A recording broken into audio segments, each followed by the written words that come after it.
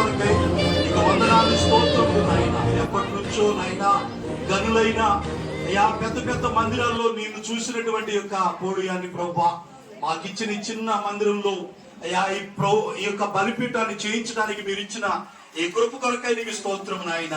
అయ్యా ఈ బలిపీఠం చేయించడం నిమిత్తమై ఎంతో మంది వారి హస్తాలు చాపారయ్యా.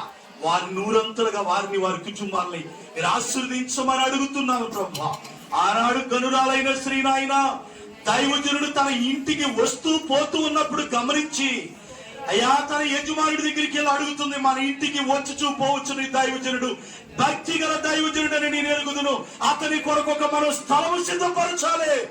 అతని కొరకు ఒక బల్ల పీఠ ఇవన్నీ వాక్యం చదువుకోవటానికి మీరు సిద్ధపరచమని ఆనాడు గరుడాలైన శ్రీన తన యజమానుడి దగ్గరికి వెళ్ళి అడిగినప్పుడు ఎలీషా కొరకు నాయన మంచము దీపస్తంభం అయ్యా బలిపీఠం పీఠ అవన్నీ కూడా బైబిల్ చదవటానికి ఎలాగైతే అవి సమకూర్చారో ప్రభువా అయ్యా ఈ యొక్క బలిపీఠాన్ని కూడా ఈ రోజు నీకు ప్రతిష్ఠించబోతూ ఉంటుండగా ఇక్కడ నుంచి ఏ దైవజనుడు నీ మాటలు బోధించినా అది నీ మాటగా బయలుదేరుడు గాక.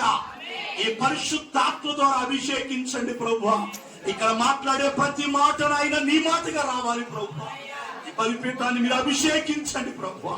ఈ పరిశుద్ధాత్మ ద్వారా మీరు నింపమని అడుగుతూ ఉంటుందిగా అయ్యా. నీ బిడ్డలు ప్రార్థన చేశారు, నీ హస్తాలు చాపి తండ్రి కుమార పరిశుద్ధాత్మ నామములో అయ్యా నీకు ప్రతిష్ఠిస్తూ ఉండగా పరలోకము నుండి నీ హస్తము చాపండి ప్రభువా.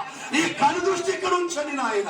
సొలొమోను దేవాలయం మీద ప్రభువా నా మనసు ఉంటదే నా మహిమ ఉంటుందని మీరు తెలియపరిచిన విధంగా ఇక్కడ నీ ప్రతిష్ఠ నీ కన్నులు ఇక్కడ మీరు చూడమని ప్రతిష్ఠించబోతుండగా మీరే కార్యాన్ని జరిగించి నీ నామానికే మహిమ ఘనత ప్రభావాలు తెచ్చుకోమని యేసు నామములో అడిగి ప్రార్థిస్తున్నాము తండ్రి.